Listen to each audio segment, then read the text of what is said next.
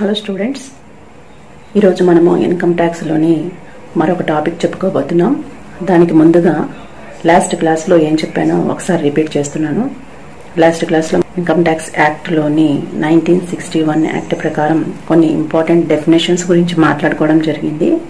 అవి ఏంటి అంటే వ్యక్తి గురించి, ఎస్ఎస్సి గురించి, అలాగే ఆదాయం గురించి, next assessment year and previous year, పన్ను నిర్ధారణ సంవత్సరము మరియు గత సంవత్సరం గురించి మాట్లాడుకున్నాము. ఆ టాపిక్స్ కనుక మీకు క్లియర్గా అర్థమైతే ఇప్పుడు చెప్పబోయే టాపిక్ ఈజీగా అర్థమవుతుంది.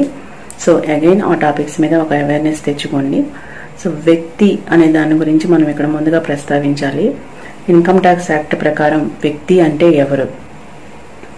వ్యక్తి అనే పదం కింద ఎవరెవరు వస్తారు అంటే, వ్యక్తి అనే పదం కింద ఇండివిజువల్ పర్సన్స్ రావచ్చు, విడి వ్యక్తులు రావచ్చు, ఒక ఫామ్ రావచ్చు అంటే ఒక సంస్థ రావచ్చు, ఒక కంపెనీ రావచ్చు, అలాగే హిందూ అవిభక్త కుటుంబం రావచ్చు, మరి ఏ ఇతర ఆర్టిఫిషియల్ అసోసియేషన్ అయినా సరే రావచ్చు.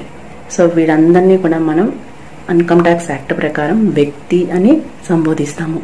సో వీరందరూ కూడా ఆదాయ పన్ను చట్ట ప్రకారం ప్రతి సంవత్సరము వారికి వచ్చిన ఆదాయం మీద పన్ను లెక్కించి గవర్నమెంట్కి పన్ను చెల్లించాల్సిన అవసరం ఉంటుంది. అయితే సో వ్యక్తుల ఆదాయంపై పన్నును విధించే ముందుగా వ్యక్తుల వర్గీకరణ చూసాం. విడి వ్యక్తి, హిందూ అవిభక్త కుటుంబం, కంపెనీ, సంస్థ, ఇలాగా.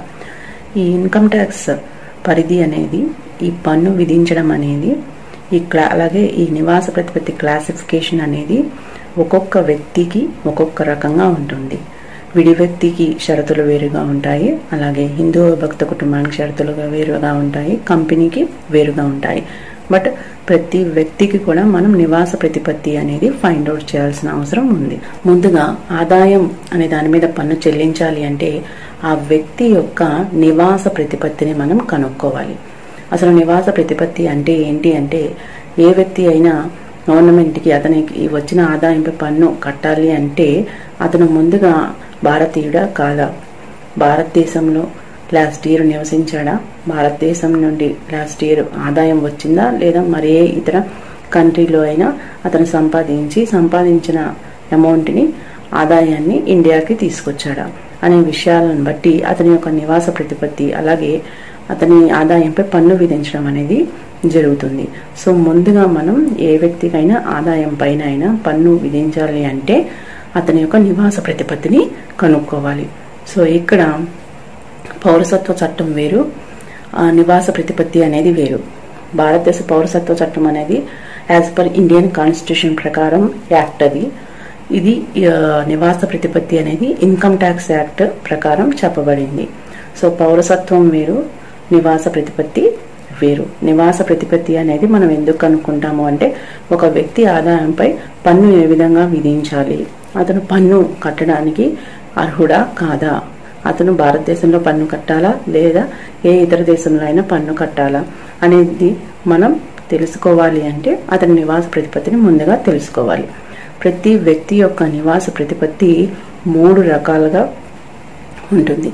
1 resident, 2 not ordinary resident, 3 non resident. ముందుగా ఒక విడి వ్యక్తి యొక్క నివాస ప్రతిపత్తిని ఏ విధంగా నిర్ణయిస్తామనేది చూద్దాము. ఈ నివాస ప్రతిపత్తి నిర్ణయించడానికి మనకి ప్రాథమిక షరతులు, అలాగే అదనపు షరతులు అనేవి ఇవ్వబడ్డాయి. ఆ షరతుల్ని సాటిస్ఫై చేసిన దాని ప్రకారం ఆ విడి వ్యక్తి రెసిడెంటా, నాట్ ఆర్డినరీ రెసిడెంటా లేదా నాన్ రెసిడెంటా అనేది నిర్ణయించబడతాడు. వన్స్ అతను రెసిడెంటా, నాన్ రెసిడెంటా అనేది నిర్ణయించిన తర్వాత అతని ఆదాయంపై పన్ను విధించడం అనేది జరుగుతుంది. ఫస్ట్ ఇప్పుడు మనం విడి వ్యక్తి యొక్క నివాస ప్రతిపత్తిని ఎలా నిర్ణయించాలనేది చూద్దాము. అందులోని ప్రాథమిక షరతుల్లోకి వెళ్దాము. ప్రాథమిక షరతులు 2. 1 ప్రాథమిక షరతుల్లో మొదటిది, అతను గత సంవత్సరంలో 182 రోజులు భారతదేశంలో నివసించి ఉండాలి. ఈ 182 రోజులు అతను కంటిన్యూగా ఏమీ ఉండాల్సిన అవసరం లేదు. గత సంవత్సరం 365 రోజుల్లో ఈ 182 రోజులు అనేది ఎప్పుడైనా ఉండొచ్చు. అంటే 1 month ఉండొచ్చు, 1 month ఫారెన్ కంట్రీ వెళ్ళొచ్చు, మళ్ళీ 1 month రావచ్చు. సో ఆ విధంగా టోటల్ అవుట్ ఆఫ్ 365 days కి అతను 182 days కంపల్సరీ ఇండియాలో నివసించి ఉండాలి. ఇది ప్రాథమిక షరతుల్లోని మొదటి షరతు. నెక్స్ట్ ప్రాథమిక షరతుల్లోని రెండవ షరతుకు వస్తే, సంబంధిత గత సంవత్సరంలో అతను 60 రోజులు ఉండాలి భారతదేశంలో. అలాగే సంబంధిత గత 4 సంవత్సరాలలో 365 రోజులు భారతదేశంలో నివసించి ఉండాలి. నివసించి ఉండడము అంటే ఇక్కడ ఓన్ హౌస్ లో నివసించి ఉండడం అని అర్థం కాదు. అతను ఓన్ హౌస్ లో అయినా ఉండొచ్చు, రెంటెడ్ హౌస్ లో అయినా ఉండొచ్చు, హోటల్లో అయినా ఉండొచ్చు, సత్రంలో అయినా ఉండొచ్చు, ఎక్కడైనా ఉండొచ్చు.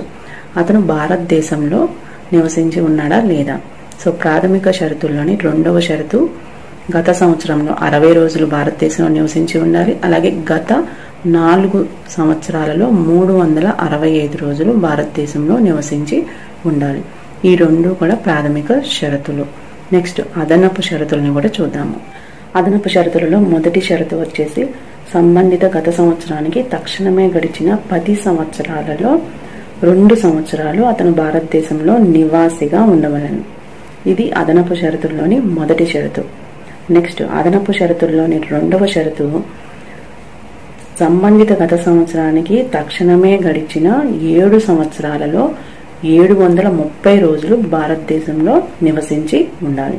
సంబంధిత గత సంవత్సరానికి తక్షణమే గడిచిన 7 సంవత్సరాలలో 730 రోజులు అతను భారతదేశంలో నివాసిగా ఉండవలను. ఈ రెండు కూడా అదనపు షరతుల కిందకు వస్తాయి. సో ఇప్పుడు మనం ప్రాథమిక షరతులు ఏంటో చూసాము, అదనపు షరతులు ఏంటో చూసాము.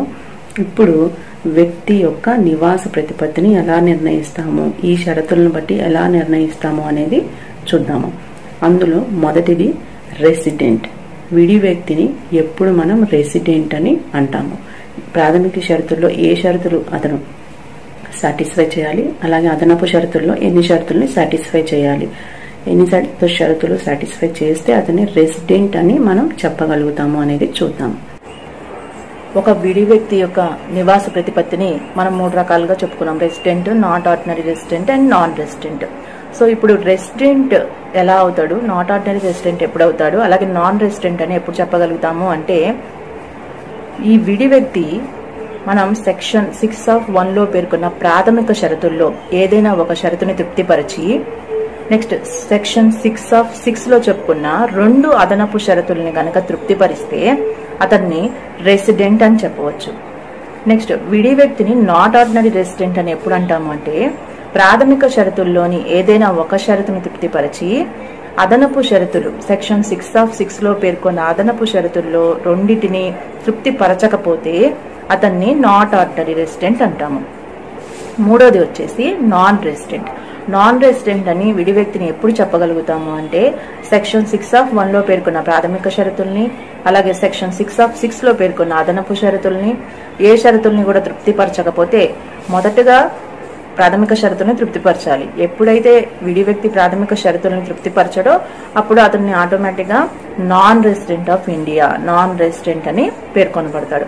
సో ఈ విధంగా మనం ఒక విడి వ్యక్తి యొక్క నివాస ప్రతిపత్తిని నిర్ణయించగలుగుతాము. ఈ నివాస ప్రతిపత్తిని నిర్ణయించడానికి బేస్ ఏంటి అంటే, ఇన్కమ్ ట్యాక్స్ యాక్ట్ లో పేర్కొన్న విధంగా ప్రాథమిక షరతులు అలాగే అదనపు షరతుల్ని తృప్తిపరిచిన దాన్ని బట్టి అతని యొక్క నివాస ప్రతిపత్తిని నిర్ణయించడం అనేది జరుగుతుంది. సో ఇక్కడ ముఖ్యంగా మీరు గుర్తుపెట్టుకోవాల్సిన అంశాలు ఏంటంటే, ప్రాథమిక షరతులు ఏంటి, అదనపు షరతులు ఏంటి. సో ఈ ప్రాథమిక షరతులు అదనపు షరతులు విడి వ్యక్తికి ఒక రకంగా ఉంటాయి, హిందూ అన్డివైడెడ్ ఫ్యామిలీకి ఒక రకంగా ఉంటాయి, కంపెనీకి వచ్చేసరికి ఒక రకంగా ఉంటాయి, అలాగే భాగస్వామ్య సంస్థకి వేరుగా ఉంటాయి. అలాగే వారి యొక్క నివాస ప్రతిపత్తి అనేది రెసిడెంట్, నాట్ ఆర్డినరీ రెసిడెంట్ అనేది కూడా వేరువేరుగా ఉంటుంది. ఓకే, ఇప్పుడు మనం విడి వ్యక్తి యొక్క నివాస ప్రతిపత్తిని ఏ విధంగా నిర్ణయిస్తారు అనేది చూసాము. ఇప్పుడు అతని యొక్క నివాస ప్రతిపత్తిని బట్టి అతని ఆదాయంపై పన్నుని ఏ విధంగా విధిస్తాము అనేది చూద్దాం. సో ఈ విడి వ్యక్తి భారతదేశంలోనూ ఆదాయము ఎర్న్ చేయొచ్చు, అలాగే అదర్ కంట్రీస్ లో కూడా ఆదాయాన్ని ఎర్న్ చేయొచ్చు. If individual is proved as a resident, అతని నివాస ప్రతిపత్తి కనుక రెసిడెంట్ అయితే కనుక అతను భారతదేశంలో సంపాదించిన ఆదాయంపై అదేవిధంగా అదర్ కంట్రీలో సంపాదించిన ఆదాయంపై కూడా గవర్నమెంట్ కి పన్ను చెల్లించాలి. అతను రెసిడెంట్ కాకుండా నాట్ ఆర్డినరీ రెసిడెంట్ కానీ నాన్ రెసిడెంట్ కానీ అయిన యెడల అతను కేవలం భారతదేశంలో సంపాదించిన ఆదాయం పైన మాత్రమే భారతదేశంలో పన్ను కడతాడు. అదర్ కంట్రీలో సంపాదించి ఆ ఆదాయాన్ని ఇండియాకి తీసుకొస్తే కనుక అటువంటి ఆదాయంపై ఇండియాలో పన్ను చెల్లించవలసిన అవసరము లేదు. సో ఈ విధంగా ఆ వ్యక్తి యొక్క నివాస ప్రతిపత్తిని నిర్ణయించిన తర్వాత అతని ఆదాయంపై పన్ను విధించాలా వద్దా అనేది మనం డిసైడ్ చేస్తాము. So these are the rules stated in income tax act 1961. ఆదాయ పన్ను చట్టం 1961లో ఈ షరతుల్ని క్లియర్ గా ఇవ్వడం అనేది జరిగింది. సో పౌరసత్వం వేరు, అలాగే నివాస ప్రతిపత్తి అనేది వేరు. పౌరసత్వం అనేది రాజ్యాంగం ప్రకారం ఉంటుంది, నివాస ప్రతిపత్తి అనేది ఇన్కమ్ ట్యాక్స్ యాక్ట్ ప్రకారం ఉంటుంది. సో నివాస ప్రతిపత్తి నిర్ణయించడానికి ముందుగా అసలు వ్యక్తి అంటే ఎవరు అనేది మనం తెలుసుకోవాలి. ఈ వ్యక్తి అనే పదం కిందకి ఎవరెవరు వస్తారు అనేది మనం చూడాలి. ఈ వ్యక్తి అనే పదం కిందకి ఎవరెవరు వస్తారనేది మనం చూసుకున్న తర్వాత ప్రతి వ్యక్తికి కూడా విడివిడిగా నివాస ప్రతిపత్తి నిర్ణయించడం అనేది జరుగుతుంది. అంటే విడి వ్యక్తిని యొక్క నివాస ప్రతిపత్తి వేరుగా ఉంటుంది, హిందూ అవిభక్త కుటుంబం యొక్క నివాస ప్రతిపత్తి వేరుగా ఉంటుంది. వేరుగా అంటే వాళ్ళ సాటిస్ఫై చేయాల్సిన కండిషన్స్ వేరు, వీరు కంపెనీ ఫామ్ వీళ్ళు సాటిస్ఫై చేయాల్సిన కండిషన్స్ వేరుగా ఉంటాయి. సో ఇప్పటి వరకు మనం చెప్పుకుంది కూడా ఒక విడి వ్యక్తి యొక్క నివాస ప్రతిపత్తిని ఏ విధంగా నిర్ణయిస్తాము అనేది చెప్పుకున్నాం. దాంట్లో ముఖ్యంగా మనకి ప్రాథమిక షరతులు, అదనపు షరతులు అనేది ఇవ్వడం జరిగింది. ప్రాథమిక షరతులు 2 ఉన్నాయి, అదనపు షరతులు 2 ఉన్నాయి. ఏ షరతులను సాటిస్ఫై చేస్తే అతని రెసిడెంట్ అంటాము, ఏ షరతులను సాటిస్ఫై చేయకపోతే అతని నాట్ ఆర్డినరీ రెసిడెంట్ అంటాము, అలాగే ఏ షరతుల్ని కూడా నిజంగానే సాటిస్ఫై చేయకపోతే అతని నాన్ రెసిడెంట్ అంటాము అని నిర్ణయించాము. సో అతని యొక్క నివాస ప్రతిపత్తిని బట్టి అతను సంపాదించిన ఆదాయంపై అతను భారతదేశంలో పన్ను కట్టాలా లేదంటే అదర్ కంట్రీలో పన్ను కట్టాలా అనేది కూడా మనం డిసైడ్ చేసుకోవడం జరిగింది. సో ఈ విధంగా ఇవన్నీ కూడా సెక్షన్ 6 ప్రకారం, ఆదాయ పన్ను యాక్ట్ సెక్షన్ 6 ప్రకారం ఇంకా అండర్ ఇన్కమ్ ట్యాక్స్ యాక్ట్ 1961లో స్టేట్మెంట్ ఇవ్వడం అనేది జరిగింది. సో ఇవన్నీ ఇప్పుడు వరకు మనం నేర్చుకుంది ఒక విడి వ్యక్తి యొక్క నివాస ప్రతిపత్తిని నిర్ణయించడం నేర్చుకున్నాము. ఇప్పుడు మనం ఒక వ్యక్తి యొక్క విడి వ్యక్తి యొక్క నివాస ప్రతిపత్తిని నిర్ణయించడంలో ఒక ఎగ్జాంపుల్ ప్రాబ్లం చూద్దాము. X left India for the first time on May 20, 2016. అంటే X అనే వ్యక్తి ఫస్ట్ టైం ఇండియాను వదిలి మే 20, 2016 ఇండియాను వదిలి అదర్ కంట్రీకి వెళ్ళడం అనేది జరిగింది. 2018-19 ప్రీవియస్ ఇయర్ లో మళ్ళీ అతను ఇండియాకి తిరిగి రావడం అనేది జరిగింది. మే 27 ఇండియాకి తిరిగి రావడం అనేది జరిగింది. తిరిగి వచ్చి అతను ఎన్ని రోజులు నివాసం ఉన్నాడండి? 53 రోజులు నివాసం ఉండడం అనేది జరిగింది. సో ఇప్పుడు అసెస్మెంట్ ఇయర్ వచ్చేసి మనకి ఇక్కడ 2019-20. ఈ అసెస్మెంట్ ఇయర్ 2019-20 అనేది పన్ను నిర్ధారణ సంవత్సరం. దీని యొక్క గత సంవత్సరం ఏంటి అంటే 2018-19. సో ఇప్పుడు ఇతని యొక్క నివాస ప్రతిపత్తిని మనం కనుక్కోవాలి. అంటే ఇతను రెసిడెంటా, నాట్ ఆర్డినరీ రెసిడెంటా, లేక నాన్ రెసిడెంటా అనేది మనం చూడాలి. సో మొదటగా మనం ప్రాథమిక షరతుల్ని చూడాలి. ప్రాథమిక షరతుల్లో మొదటిది ఏంటి? గత సంవత్సరంలో అతను 182 రోజులు ఇండియాలో ఉండాలి. సో ఇక్కడ గత సంవత్సరం ఏంటి? మనకి ప్రస్తుత సంవత్సరం వచ్చేసి 2019-20 అయితే దాని యొక్క గత సంవత్సరం 2018-19 అవుతుంది. సో 2018-2019లో అతను 182 రోజులు ఇండియాలో ఉన్నాడా లేదా అనేది మనం ఫస్ట్ గమనించాలి. అతను 182 రోజులు ఇండియాలో లేడు. నెక్స్ట్ రెండవ షరతు వచ్చేసి అతను గత సంవత్సరంలో 60 రోజులు ఉండాలి. అలాగే గడిచిన 4 సంవత్సరాలలో 365 రోజులు ఇండియాలో ఉండాలి. సో అతను గత సంవత్సరంలో కేవలం 53 రోజులు మాత్రమే ఉన్నట్లు మనకి లెక్కలో ఇవ్వబడింది. సో అంటే 60 రోజులు అతను లేడు. అలాగే గత 4 సంవత్సరాల్లో 365 రోజులు అన్నారు. 4 సంవత్సరాలు 365 రోజులు ఉన్నప్పటికీ గత సంవత్సరంలో 60 రోజులు లేరు కాబట్టి ఇతను ప్రాథమిక షరతుల్లోని రెండవ షరతును కూడా తృప్తిపరచలేకపోయాడు. సో మొదటి షరతు వచ్చేసి 182 రోజులు. గత సంవత్సరంలో అతను 182 రోజులు ఇండియాలో లేడు. అలాగే రెండవ షరతు వచ్చేసి గత సంవత్సరం 60 రోజులు, గత 4 సంవత్సరాల్లో 365 రోజులు కూడా ఇండియాలో లేడు కాబట్టి సో మొదటి షరతుని సాటిస్ఫై చేయలేదు, రెండవ షరతుని కూడా సాటిస్ఫై చేయలేదు. సో ఇప్పుడు అదనపు షరతులకి ఇక వెళ్లాల్సిన అవసరం మనకి లేదు. మొదటి ప్రాథమిక షరతులను ఏవైనా సాటిస్ఫై చేస్తే అప్పుడు రెసిడెంటా నాట్ ఆర్డినరీ రెసిడెంటా అనేది నిరూపించడానికి అదనపు షరతులకు వెళ్ళాలి. సో మొదటి 2 షరతులను సాటిస్ఫై చేయలేదు కాబట్టి అతన్ని మనం ఇక్కడ నాన్ రెసిడెంట్ గా చెప్పొచ్చు. So he is non resident. Okay, ఇప్పుడు వరకు మనం విడి వ్యక్తి యొక్క నివాస ప్రతిపత్తి గురించి చెప్పుకున్నాము. నెక్స్ట్, వ్యక్తి అనే డెఫినేషన్లోకి వచ్చే మరొక పదం హిందూ అన్డివైడెడ్ ఫ్యామిలీ, హిందూ అవిభక్త కుటుంబం. ఇప్పుడు మనం హిందూ అవిభక్త కుటుంబం యొక్క నివాస ప్రతిపత్తిని ఏ విధంగా నిర్ణయిస్తారు అనేది చూద్దాము. హిందూ అవిభక్త కుటుంబం అంటే ఉమ్మడి కుటుంబం లాగా అందరూ కలిసి వ్యాపారం చేసుకుంటారు. వచ్చిన లాభాన్ని కుటుంబంలో ఉన్న సభ్యులందరూ సమానంగా పంచుకోవడం అనేది జరుగుతుంది. సో ఇక్కడ ఓన్లీ 1 ఫ్యామిలీ ఇన్వాల్వ్ అయి ఉంటుంది. సో ఆ ఫ్యామిలీలో ఎవరైతే పెద్ద వ్యక్తి ఉంటారో ఎక్స్పీరియన్స్ లో కానీ ఏజ్ లో కానీ వాళ్ళనే కర్త అని అంటారు. సో ఇప్పుడు ఈ ఫ్యామిలీ యొక్క కంట్రోలింగ్ మేనేజ్మెంట్ అనేది ఎవరి చేతుల్లో ఉంటుంది అంటే ఆ కర్త యొక్క చేతుల్లో ఉంటుంది. అలాగే వాళ్ళు చేసే వ్యాపారం యొక్క బిజినెస్ యొక్క నియంత్రణ కూడా ఆ కర్త చేతుల్లోనే ఉంటుంది. డెసిషన్స్ తీసుకోవడం అనేది హిందూ అండ్ ఫ్యామిలీ మెంబర్స్ తో కలిసి కర్త నిర్ణయించడం అనేది జరుగుతుంది. సో ఇప్పుడు ఈ ఫ్యామిలీ యొక్క ఈ బిజినెస్ యొక్క కంట్రోలింగ్ పవర్, ఈ నిర్ణయాలు తీసుకోవడం అనేది ఎక్కడ జరుగుతుంది? ఇండియాలో జరుగుతుందా లేదంటే అదర్ కంట్రీస్ లో జరుగుతుందా అనేది ఫస్ట్ గా మనం చూసుకోవాలి. సో హిందూ అన్డివైడెడ్ ఫ్యామిలీ యొక్క రెసిడెన్షియల్ స్టేట్ అంటే రెసిడెంటా నాట్ ఆర్డినరీ రెసిడెంటా నాన్ రెసిడెంటా అనేది నిర్ణయించడానికి ముందు మనం ఈ ఫ్యామిలీ యొక్క కర్త ఎక్కడ నివసిస్తున్నారు, ఇండియాలో నివసిస్తున్నారా ఫారెన్ కంట్రీలో నివసిస్తున్నారా అనేది మనం చూసుకోవాలి. ఈ బిజినెస్ యొక్క కంట్రోలింగ్ ఎక్కడి నుంచి జరుగుతుంది? ఒకవేళ ఇది పూర్తిగా ఇండియా నుంచే జరుగుతూ ఉంటే, ఇండియాలోనే ఆ బిజినెస్ యొక్క నిర్ణయాలు తీసుకుంటూ ఉంటే గనక నియంత్రణ అనేది మేనేజ్మెంట్ అనేది కంప్లీట్ గా ఇండియాలోనే ఉంటే వాళ్ళని నివాసిగా మనం చెప్పొచ్చు, రెసిడెంట్ గా మనం చెప్పొచ్చు. అలా కాకుండా కంట్రోలింగ్ అంతా అదర్ కంట్రీ నుంచి ఫారెన్ నుంచి జరుగుతుంది, బిజినెస్ మాత్రమే ఇక్కడ ఉంది, కంట్రోలింగ్ మాత్రం మొత్తం ఫారెన్ కంట్రీస్ నుంచి జరుగుతుంది, అదర్ కంట్రీలో వాళ్ళు నివసిస్తున్నారు అనుకోండి, అతన్ని మనం నాన్ రెసిడెంట్ గా మనం ట్రీట్ చేయొచ్చు. అంటే ఆ హిందూ అన్డివైడెడ్ ఫ్యామిలీని మనం కంట్రోలింగ్ ఇండియాలో ఉంటే రెసిడెంట్ అని చెప్తున్నాం, కంట్రోలింగ్ అనేది అవుట్ సైడ్ ఇండియాలో ఉంటే కనుక అతన్ని నాన్ రెసిడెంట్ అని చెప్తున్నాం.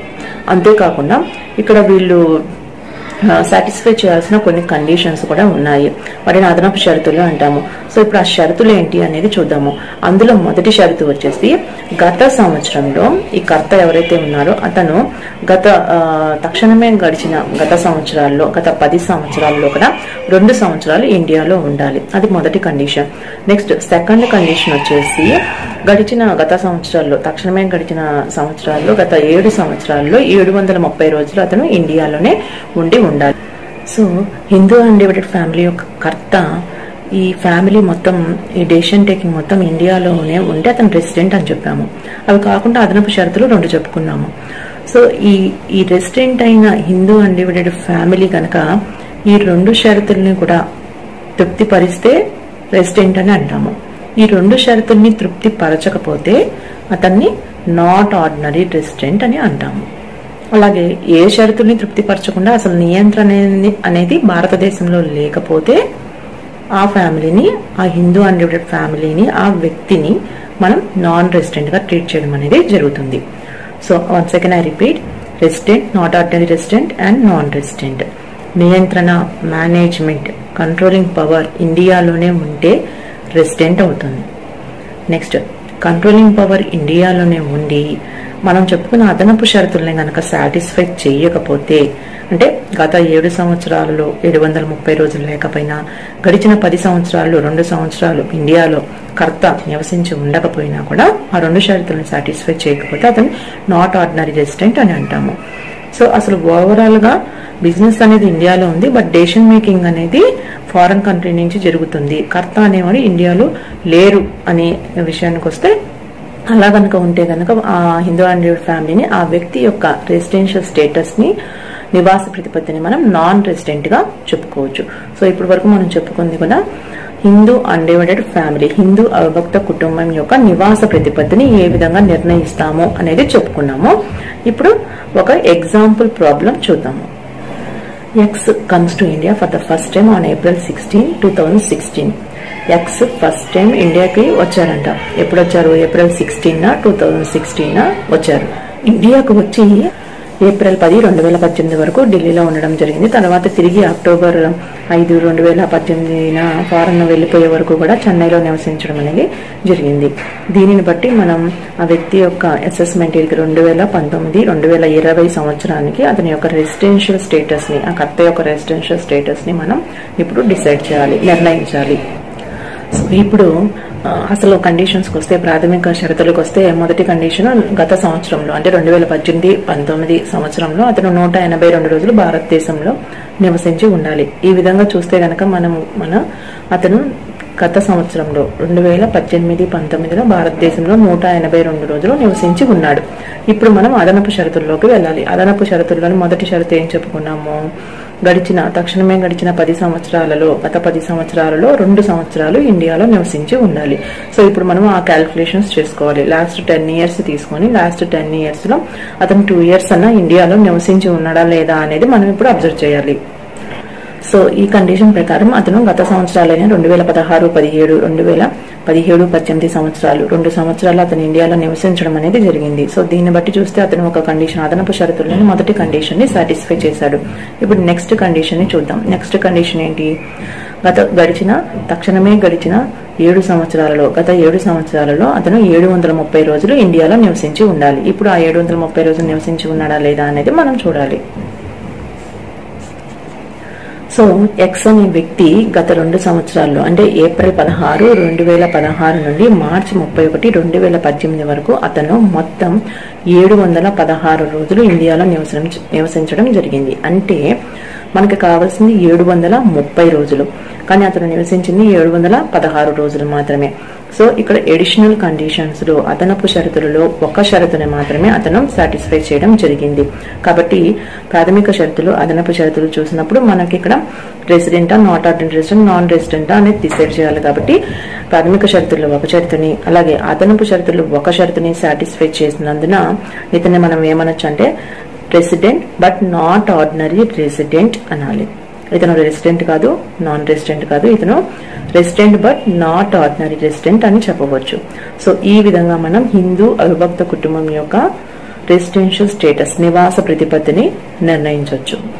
సో హిందూ అన్డివైడెడ్ ఫ్యామిలీ గురించి చెప్పుకున్నాము. నెక్స్ట్ మరొక వ్యక్తి ఫామ్ యొక్క రెసిడెన్షియల్, ఒక సంస్థ యొక్క రెసిడెన్షియల్ స్టేటస్, నివాస ప్రతిపత్తిని ఏ విధంగా నిర్ణయించవచ్చో, వాళ్ళ కండిషన్స్ ఏంటి అనేది ఒకసారి చూద్దాము. సో ఇప్పటి వరకు మనం చెప్పుకున్న కండిషన్స్ యొక్క సెక్షన్స్ కూడా మీరు గుర్తుపెట్టుకోవాలి.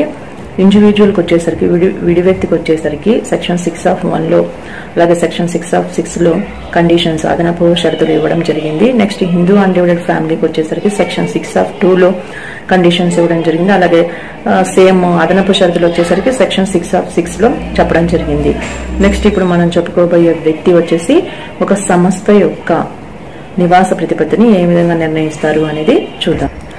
ఇక్కడ సెక్షన్ 6(2) కింద మనం ఒక సంస్థ యొక్క, ఒక భాగస్వామి సంస్థ యొక్క లేదా అసోసియేషన్ ఆఫ్ పర్సన్స్ యొక్క నివాస ప్రతిపత్తిని ఏ విధంగా చెప్పగలుగుతాము అంటే, ఈ సంస్థ ఏదైతే భాగస్వామి సంస్థ ఉందో అందులో ఓనర్స్ ఎవరవుతారు? జనరల్ గా వాళ్ళ పార్ట్నర్సే అవుతారు. ఆ మెంబర్సే ఓనర్షిప్ ఉంది. ఆ మెంబర్స్ అందరూ కలిసి డెసిషన్స్ తీసుకుంటూ ఉంటారు.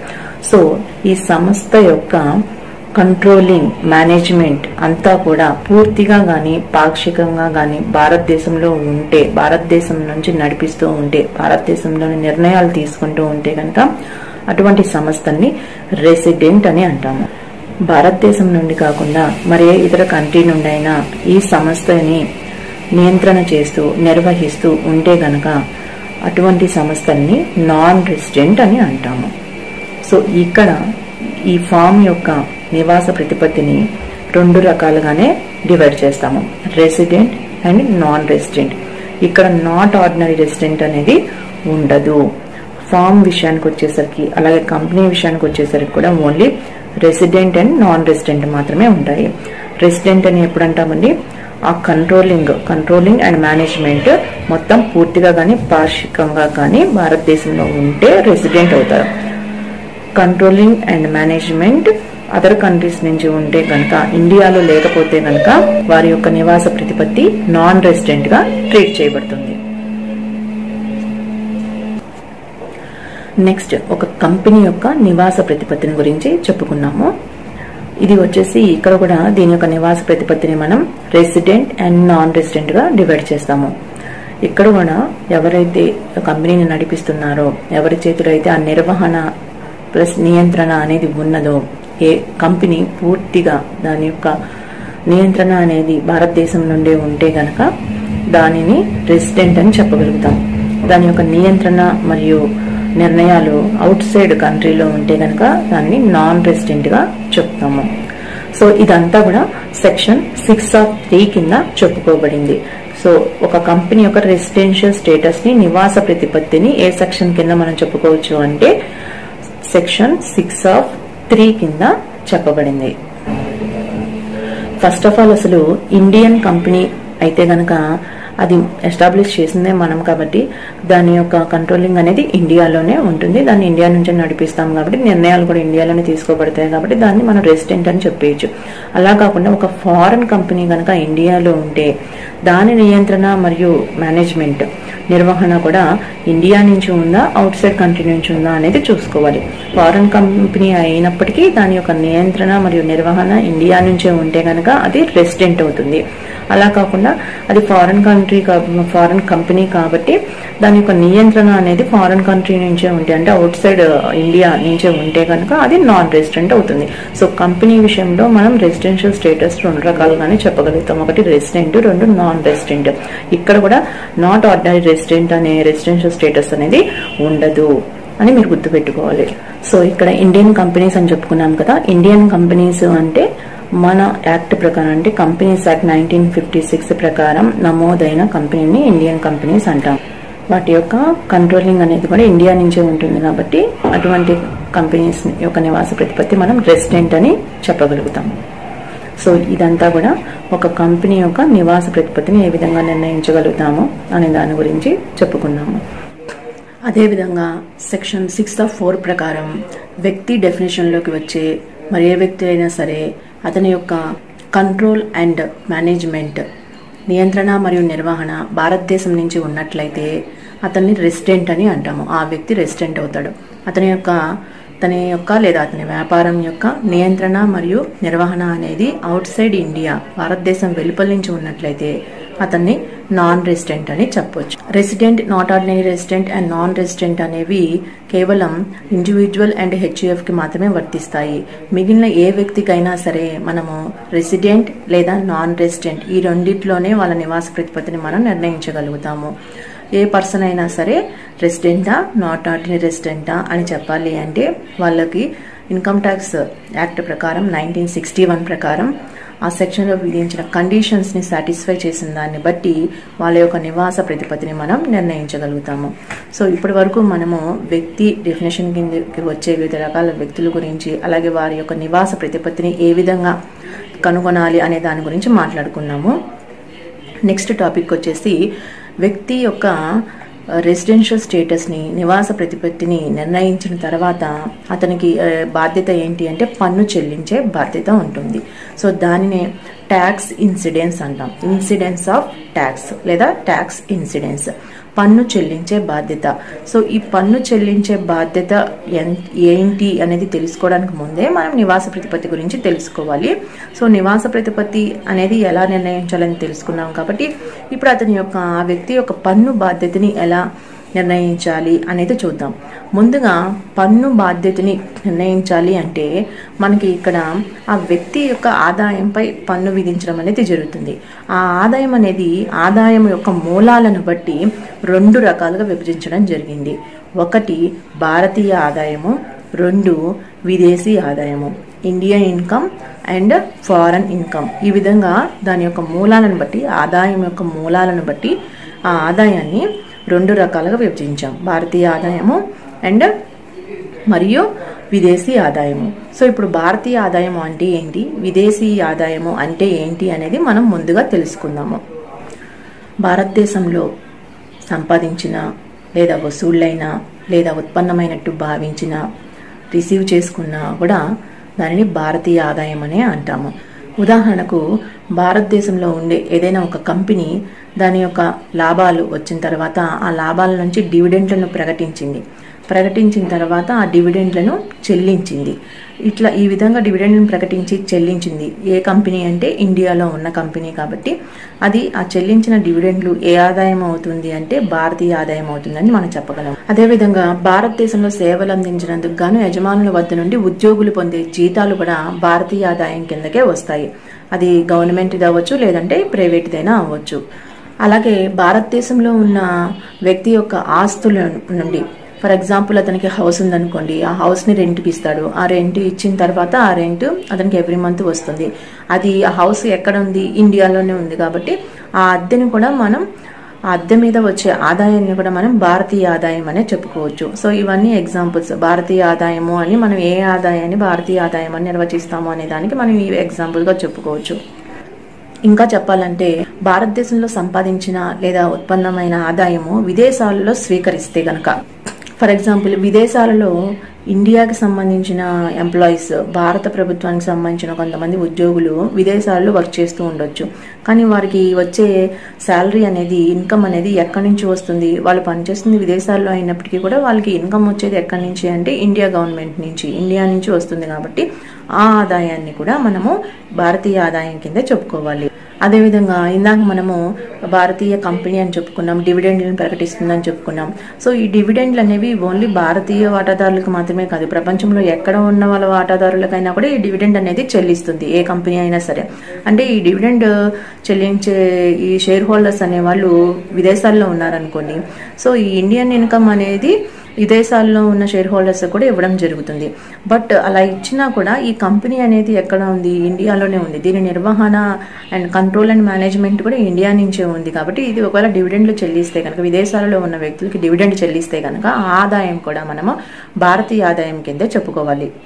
అదేవిధంగా విదేశాల్లో ఏదైనా ఆదాయం రావాల్సి ఉన్న ఉత్పన్నమైనా కూడా ఆ అమౌంట్ని కనుక ఇండియాలో తీసుకుంటే కనుక, భారతదేశంలో స్వీకరిస్తే కనుక దాన్ని కూడా మనము భారతీయ ఆదాయం కిందే చెప్పుకుంటాము. అలా కాకుండా ఆ విదేశాల్లోనే ఆదాయం పొంది అతను ఆ ఆదాయాన్ని తన ద్వారా కానీ లేదంటే తన ఏజెంట్ ద్వారా కానీ ఇండియాకి పంపిస్తే కనుక అటువంటి ఆదాయం భారతీయ ఆదాయం కిందకి రాదు. ఇప్పటి వరకు మనము భారతీయ ఆదాయం అంటే ఏంటి చూసాము. ఇప్పుడు విదేశీ ఆదాయము, ఫారెన్ ఇన్కమ్ అంటే ఏంటి అనేది చూద్దాము. విదేశాల్లో ఉత్పన్నమైన లేదా విదేశాల్లో సంపాదించిన లేదా విదేశాల్లో స్వీకరించిన ఆదాయాన్నే విదేశీ ఆదాయము అని అంటాము. విదేశాల్లో పొందిన ఈ ఆదాయాన్ని వెంటనే భారతదేశానికి కనుక పంపిస్తే కనుక ఆ ఆదాయాన్ని మనము భారతీయ ఆదాయము అనకూడదు, విదేశీ ఆదాయం అనే అనాలి. ఫర్ ఎగ్జాంపుల్, భారతదేశానికి సంబంధించిన వ్యక్తి భారతదేశం నుండి వెళ్లి విదేశాల్లో వైద్యునిగా కానీ లేదంటే లాయర్గా కానీ మరేదైనా వృత్తిలో పనిచేస్తూ అక్కడ ఆదాయాన్ని సంపాదిస్తున్నాడు అనుకుందాం. అతను సంపాదించిన ఆదాయాన్ని ఇండియాలో నివసిస్తున్న, భారతదేశంలో నివసిస్తున్న వారి కుటుంబ సభ్యులకు, ఫ్యామిలీ మెంబర్స్కి పంపించాడు. ఆ అమౌంట్ని, అతని యొక్క శాలరీని లేదా అతని యొక్క ఇన్కమ్ని భారతదేశంలో నివసిస్తున్న వాళ్ళ కుటుంబ సభ్యులకు కనుక పంపిస్తే కనుక అటువంటి ఆదాయాన్ని మనము భారతీయ ఆదాయము అనకూడదు, అది విదేశీ ఆదాయం అవుతుంది. ఎందుకంటే అతను వర్క్ చేస్తుంది, అతని ఉద్యోగం, వృత్తి అనేది, ప్రొఫెషన్ అనేది ఎక్కడ ఉంది అంటే ఇండియాలో లేదు. అతను ప్రొఫెషన్ ఎక్కడ చేస్తున్నాడు అంటే అతను డాక్టర్గా కానీ మరేదైనా వృత్తిలో ఎక్కడ చేస్తున్నాడు అంటే విదేశాల్లో చేస్తున్నాడు. విదేశాల్లో ఆదాయాన్ని సంపాదించాడు కాబట్టి ఆ ఆదాయాన్ని ఇండియాకి పంపించడం అనేది జరిగింది. కాబట్టి ఈ ఆదాయాన్ని మనం భారతీయ ఆదాయంగా తీసుకోకూడదు, విదేశీ ఆదాయంగానే పరిగణించాలి. సో ఇప్పుడు నివాస యోగ్యత ఆధారంగా ఎస్ఎస్సి యొక్క పన్ను బాధ్యత ఏ విధంగా ఉంటుంది అనేది చూద్దాము. సో రెసిడెన్షియల్ స్టేటస్ని బట్టి, నివాస ప్రతిపత్తిని బట్టి మనం ఎస్ఎస్సిని 3 రకాలుగా చెప్పాము: resident, not ordinary resident and non resident. ఈ విధంగా ఎస్ఎస్సిని 3 విధాలుగా మనము చెప్పుకున్నాము. సో రెసిడెంట్ అనే వ్యక్తి ఏ ఆదాయంపై పన్ను చెల్లించాలి? ఇప్పటి వరకు మనం చెప్పుకున్న భారతీయ ఆదాయము, విదేశీ ఆదాయము అని ఉన్నాయి కదా, వీటిలో ఏ ఆదాయం ఈ రెసిడెంట్ భారతదేశంలో పన్ను చెల్లించాలి అంటే అతని యొక్క భారతీయ ఆదాయంపై, అదేవిధంగా విదేశీ ఆదాయంపై కూడా అతను ఇండియాలో పన్ను చెల్లించాల్సిన అవసరం ఉంటుంది. ఎస్ఎస్సి యొక్క నివాస స్థితి, రెసిడెన్షియల్ స్టేటస్ అనేది గత సంవత్సరంలో రెసిడెంట్ గా, సాధారణ నివాసిగా ప్రూవ్ అయితే గనక అతని యొక్క భారతీయ ఆదాయంపై, అదేవిధంగా విదేశీ ఆదాయంపై కూడా భారతదేశంలో పన్ను విధించబడుతుంది. అదేవిధంగా ఎస్ఎస్సి గనుక గత సంవత్సరంలో నాట్ ఆర్డినరీ రెసిడెంట్ గా నిరూపించబడితే గనక, అతని యొక్క నివాస స్థితి అనేది నాట్ ఆర్డినరీ రెసిడెంట్ అయితే గనక, అసాధారణ నివాసి అయితే గనక అతను భారతదేశ ఆదాయంపై ఇండియాలో పన్ను చెల్లించాలి. అదేవిధంగా ఫారెన్ ఇన్కమ్పై విదేశీ ఆదాయంపై ఎటువంటి పన్ను చెల్లించవలసిన అవసరమో లేదు. కానీ ఇక్కడ ఒక మినహాయింపు ఉంది. అదేంటి అంటే ఈ ఎస్ఎస్సికి విదేశాలలో గనక వ్యాపారం ఉంటే ఆ వ్యాపారం యొక్క వ్యవహారాల నియంత్రణ అనేది భారతదేశం నుండే గనక ఉంటే గనక ఆ వ్యాపారం నుండి పొందిన లాభాలపై అతను భారతదేశంలోనే పన్ను కట్టాలి. నెక్స్ట్, నివాసి కాదు, నాన్ రెసిడెంట్. ఎస్ఎస్సి గనక గత సంవత్సరంలో అతని యొక్క నివాస స్థితి నాన్ రెసిడెంట్ గా ఉన్నట్లయితే అతను భారతీయ ఆదాయంపై పన్ను చెల్లించాలి. అదేవిధంగా విదేశీ ఆదాయంపై భారతదేశంలో ఎటువంటి పన్ను చెల్లించాల్సిన అవసరం లేదు. అయితే ఇక్కడ కూడా ఒక మినహాయింపు ఉంది. ఈ ఎస్ఎస్సికి విదేశాలలో వ్యాపారం ఉంది అనుకోండి, ఆ వ్యాపారం యొక్క నియంత్రణ భారతదేశంలో ఉన్నప్పటికీ అతడు ఆ వ్యాపార సంస్థ నుండి పొందిన ఆదాయంపై పన్ను చెల్లించవలసిన అవసరం లేదు. ఎస్ఎస్సికి విదేశాలలో వ్యాపారం ఉంది అనుకుందాం. ఆ వ్యాపారం యొక్క వ్యవహారాల నియంత్రణ భారతదేశంలో ఉన్న ఎడల ఆ వ్యాపారం నుండి వచ్చిన లాభాలపై భారతదేశంలో పన్ను చెల్లించాలి. నెక్స్ట్, ఇప్పుడు ఈ భారతీయ ఆదాయము విదేశీ ఆదాయంని బేస్ చేసుకొని మనం ఈ పన్ను యొక్క పరిధిని వివరంగా చూద్దాం. పైన ఇచ్చిన పట్టికని స్టేట్మెంట్ని గనక మీరు టేబుల్ని గమనిస్తే అందులో resident, not ordinary resident and non resident ఏ ఆదాయాలపై భారతదేశంలో పన్ను చెల్లించాల్సిన అవసరం ఉంటుంది అనేది ఈ టేబుల్ చూస్తే మీకు ఈజీగా అర్థమవుతుంది. ఒకసారి ఈ టేబుల్ని అబ్జర్వ్ చేయండి. భారతదేశంలో గాని భారతదేశం వెలుపల గాని సంపాదించి భారతదేశంలో స్వీకరించిన లేదా స్వీకరించినట్లు భావించబడిన ఆదాయం అయితే గనుక రెసిడెంట్ కి, not ordinary resident and non resident కి ముగ్గురికి అక్కడ ఎస్ అని పెట్టడం జరిగింది. అంటే దాని అర్థం ముగ్గురు కూడా వారి యొక్క నివాస స్థితి ఏదైనప్పటికీ కూడా రెసిడెంట్ అవనివ్వండి, నాట్ ఆర్డినరీ రెసిడెంట్ అవనివ్వండి, అదే విధంగా నాన్ రెసిడెంట్ అవనివ్వండి, వాళ్ళ ముగ్గురు కూడా ఇండియాలో భారతదేశంలో పన్ను చెల్లించాలి. వారి ముగ్గురికి పన్ను విధించబడుతుంది అని దాని అర్థం. నెక్స్ట్ చూడండి, భారతదేశంలో ఉత్పన్నమైన లేదా ఉత్పన్నమైనట్లు భావించి భారతదేశంలో గాని భారతదేశం వెలుపల గాని స్వీకరించిన ఆదాయం అయితే గనక ఇది కూడా రెసిడెంట్ కి, నాట్ ఆర్డినరీ రెసిడెంట్ కి అండ్ నాన్ రెసిడెంట్ కి వారి నివాస స్థితి ఏదైనప్పటికీ కూడా ముగ్గురికి కూడా పన్ను విధించబడుతుంది. ఇండియాలో పన్ను విధించబడుతుంది.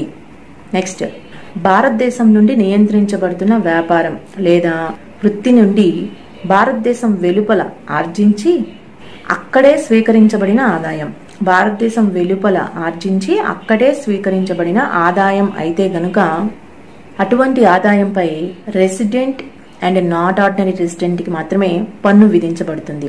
నాన్ రెసిడెంట్ కి ఎటువంటి పన్ను విధించబడదు. ఇండియాలో ఎటువంటి పన్ను విధించబడదు. నెక్స్ట్, భారతదేశం వెలుపల ఆర్జించబడి అక్కడే స్వీకరించబడిన ఆదాయాలు అంటే భారతదేశంలో సంపాదించిన ఆదాయం కాదు, అది ఫారెన్ లో సంపాదించిన ఆదాయం కాబట్టి ఒక్క రెసిడెంట్ కి మాత్రమే ఇండియాలో పన్ను విధించబడుతుంది. నాట్ ఆర్డినరీ రెసిడెంట్ కి గానీ నాన్ రెసిడెంట్ కి గానీ ఎటువంటి పన్ను విధించబడదు. నెక్స్ట్, గత సంవత్సరానికి ముందు భారతదేశం వెలుపల ఆర్జించబడి గత సంవత్సరంలో భారతదేశానికి పంపబడిన ఆదాయం. యాక్చువల్ గా మనము గత సంవత్సరంలో సంపాదించిన ఆదాయంపై పన్ను విధిస్తాము. కానీ ఇది గత సంవత్సరానికి ముందు సంవత్సరాల్లో భారతదేశం వెలుపల ఆర్జించారు, భారతదేశంలో కూడా కాదు, భారతదేశం వెలుపల ఆర్జించి దాన్ని గత సంవత్సరం భారతదేశానికి పంపడం అనేది జరిగింది. కాబట్టి ఇది గత సంవత్సర ఆదాయమో కాదు, ఇండియాలో సంపాదించిన ఆదాయమో కూడా కాదు. కాబట్టి ఇటువంటి కండిషన్లో రెసిడెంట్ కి గానీ నాట్ ఆర్డినరీ రెసిడెంట్ కి గానీ అదే విధంగా నాన్ రెసిడెంట్ కి గానీ ముగ్గురికి కూడా ఎటువంటి పన్ను విధించబడదు. ఈ విధంగా ఒక్కొక్క కండిషన్లో భారతదేశంలో సంపాదించిన ఆదాయము అదే విధంగా భారతదేశం వెలుపల సంపాదించిన ఆదాయం భారతీయ ఆదాయము అనాలా లేదంటే విదేశీ ఆదాయము అనాలా అనేది ముఖ్యంగా ముందు తెలుసుకోవాల్సిన విషయం. అది తెలుసుకున్న తర్వాత ఏ ఆదాయంపై ఏ ఎస్ఎస్సికి మనం పన్ను విధించాలి విధించకూడదు అనేది మనకు అర్థమవుతుంది. సో ఈ పన్ను పరిధిని చూపే నివేదికను కనుక మీరు అబ్జర్వ్ చేస్తే కనుక resident, not ordinary resident and non resident కి ఏ సిచ్యువేషన్స్ లో ఏ ఆదాయాలపై మనము ఎప్పుడు పన్ను విధిస్తాము అనేది మీకు క్లియర్ గా అర్థమవుతుంది. సో ఇది పన్ను చెల్లించే బాధ్యత అనేది ఇన్సిడెన్స్ ఆఫ్ ట్యాక్స్. సో మొదటి నుంచి మనం చూసుకుంటే గనక వ్యక్తి అనే డెఫినేషన్ లోకి ఏ ఏ వ్యక్తులు వస్తారో ఆ వ్యక్తి యొక్క నివాస స్థితిని ఏ విధంగా మనం నిర్ణయించాలి, వారు ఏ కండిషన్స్ సాటిస్ఫై చేయాలి, అదే విధంగా వారి యొక్క నివాస స్థితి తెలిసిన తర్వాత వారి యొక్క పన్ను చెల్లించే బాధ్యత అనేది ఏ విధంగా ఉంటుంది, ఆ పన్ను చెల్లించే బాధ్యతలోనే ముఖ్యమైన కాన్సెప్ట్ ఏంటి అంటే India income and foreign income, భారతీయ ఆదాయం అంటే ఏంటి, అదేవిధంగా విదేశీ ఆదాయం అంటే ఏంటి అనేది మనం తెలుసుకో. సో ఇది students residential status of different person and their tax incidents. Okay, thank you.